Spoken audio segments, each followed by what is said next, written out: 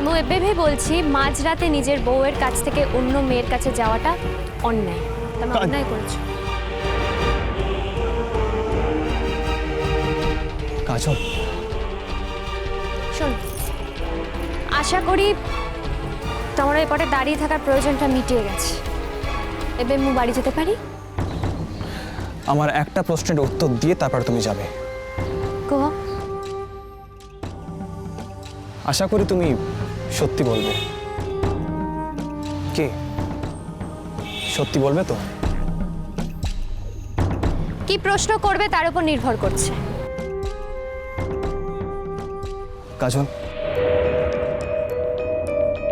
তুমি কি আজ আর আমাকে ভালোবাসো না? কাজল, কোনো কারণে কি তোমার মন থেকে আমার উপর সমস্ত ভালোবাসা সরে গেছে? কাজল, সত্যি কি তোমার জীবনে অন্য কেউ এসেছে? চুপ করে থেকো না। এই প্রশ্নের উত্তর জানাটা আমার ভীষণ জরুরি কাজল। এই প্রশ্নের উত্তর উপরেই আমার বাঁচা মরা সবকিছু নির্ভর করছে। কাজল বলো, কাজল, কাজল মন খুলে বলো তো, তুমি কি আজ আমাকে আর ভালোবাসো না? কাজল, চুপ করে আছো কেন? কাজল, চুপ করে থেকো না, বলো। তুমি যদি সত্যি আমাকে ভালোবাসবে না, তাহলে কেন আমাদের বাড়িতে পড়ে আছো?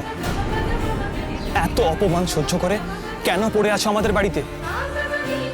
এ কথা যখন ভাবি মাঝে মাঝে, তখন মনে হয় তুমি আমাকে আগের মতোই ভালোবাসো।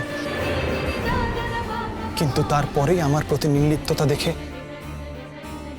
তখন মনে হয় তুমি আর কখনো আমাকে আগের মতো ভালোবাসো না, কখনো না। কাজল, কাজল, কোনটা সত্যি? তোমাদের ঘরটাতে পড়ে আছি শুধুমাত্র তোমাদের বাড়ির মনীষীগুলো, মানে ঠাম্মা, দাদু ভাই, এমনকি বড় মা। ওনারা চেয়েছিলেন মু এই বাড়িতে থাকি। ও, শুধু সেই জন্যই পড়ে আছো? হ্যাঁ, ওনাদের কথা মু ফেলতে পারিনি। কেন? কি হয় ওরা তোমার? আমার সূত্র ধরেই তো তোমার ওদের সাথে সম্পর্ক। আমার সঙ্গে যখন সম্পর্ক রইল না, তখন ওরা কে? কেউ না। ওদের কথা মানতে হবে এমন কে মাথার দিব্যি দিয়েছে তোমাকে? কেউ দেয়নি। তোমারও সূত্রে মোর সাথে সম্পর্ক, কিন্তু ওনারা মতে বহুত ভালোবেসেছেন, মোর দুঃসময়ে মোর পাশে থেকেছেন, তাই মু ওনাদের কথা ফেলতে পারিনি। তাহলে তুমি শুধু ওদের জন্য এখানে পড়ে আছো?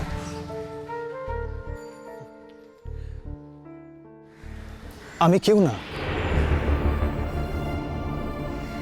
আমি কিচ্ছু না কাজল। তুমি যে কথা আমাকে দিয়েছিলে, তাহলে তার কোনো দাম নেই? না।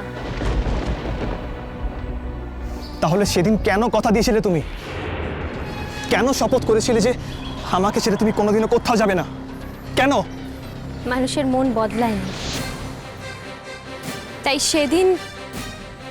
সেদিন মু যে কথা দিয়েছিলাম তা সেদিনের জন্য সত্যি ছিল, কিন্তু আজকের দিনে দাঁড়িয়ে সেটা আর সত্যি নয়। কাজল, কাজল, তাহলে আমি কি করব? আমি কি নিয়ে বাঁচবো কাজল? কেন? দিব্যি তো বেঁচে আছো। এক জীবনে মানুষ মনের মতো বউ পায় না, নীল। মানিয়ে নিতে হয়, আর সে দিদিকে নিজের মনের মতো করে তৈরি করে না।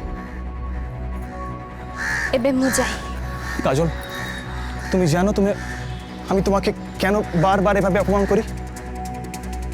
যাতে তুমি কোনো না কোনো সময় ভেঙে যাও আর আমাকে বলো যে আমি আর সহ্য করতে পারছি না। বেশ, তুমি যা বলবে তাই হবে। কাজল, তুমি একবার বলো আমাকে, একবার বলো যে আমি তোমাকে সবার সামনে অপমান করেছি। সেই আমি তোমাকে সবার সামনে তোমার যা প্রাপ্য সম্মান তাই জানাবো। জীবনটা ছেলে খেলা নয় নীল। তোমরা যখন ইচ্ছে আশি দিদিকে নিজের বউ বলে নিজের কাছে টেনে নেবে, আবার যখন ইচ্ছে পুতুলের মতো সেই বিয়ে ভেঙে দেবে। না নীল, সব্য কিচ্ছিত তোমরা নিজের ইচ্ছে মতো হতে পারে না। কাজল, তোমার কি মনে হয় আমি কখনো আরশির মতো মেয়েকে ভালোবাসতে পারি? আমি যা করেছি সবটা অভিনয়, সবটা তোমাকে দেখানোর জন্য, তোমাকে জ্বালিয়ে পুড়িয়ে শেষ করার জন্য।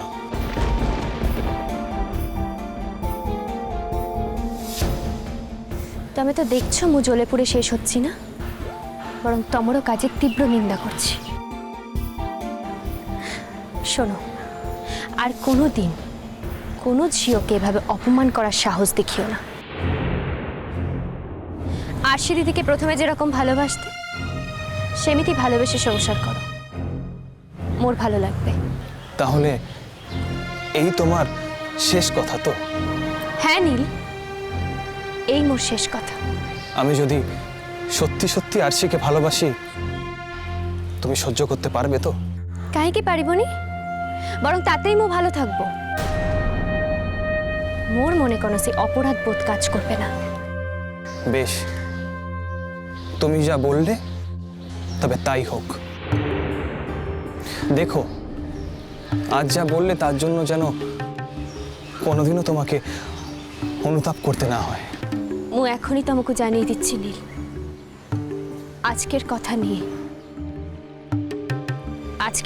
নিয়ে এরপরে তুমি মোর মধ্যে কোনো সে অনুতাপ দেখবে না।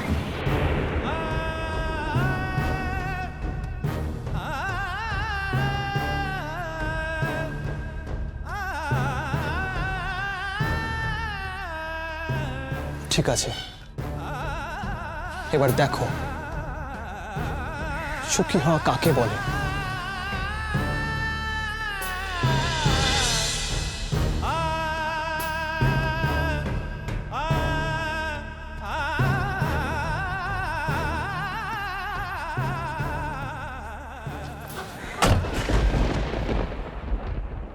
নিজের হৃৎপিণ্ড উপরে অন্যকে দিয়ে দিতে কেমিতি লাগে, তুমি কি বোঝো শহরের ছেলে? বোঝো না? আজি মো তাই করলাম। চিরদিনের মতো তোর পাখরে যাওয়ার পথ বন্ধ করলাম এই ভেবে যে আর সে দিদি তোর কোনো ক্ষতি করবিনি। ভালো থেকো শহরের ছেলে, ভালো থেকো।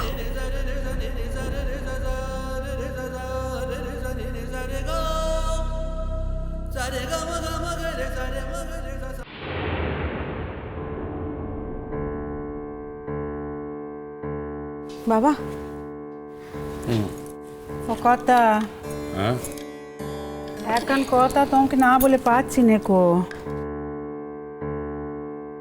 তুমি কিছু মনে করো নি কথা কানা মনে এসেছে বলে।